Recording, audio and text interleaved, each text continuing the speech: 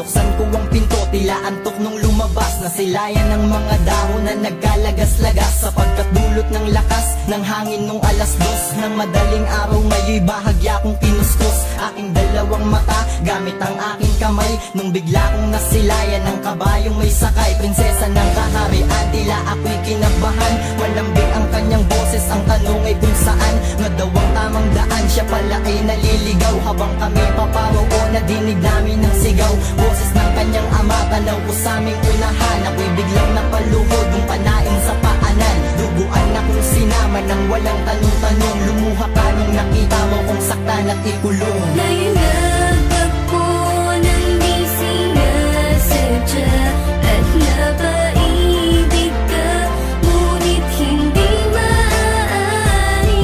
May dapat sa'yo o pakiusap ko na mahalin mo siya, ako'y limutin na.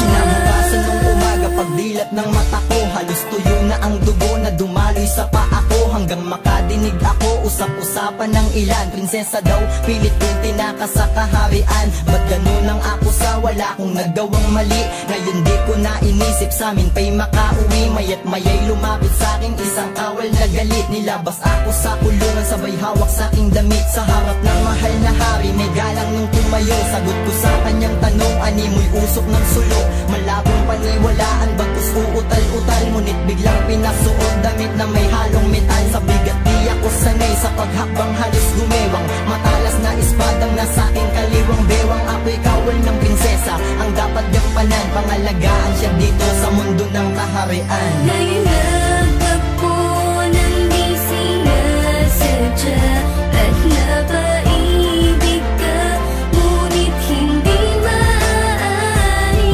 May dapat sa'yo o pakiusap ko na mahalin mo siya, ako'y limutin na.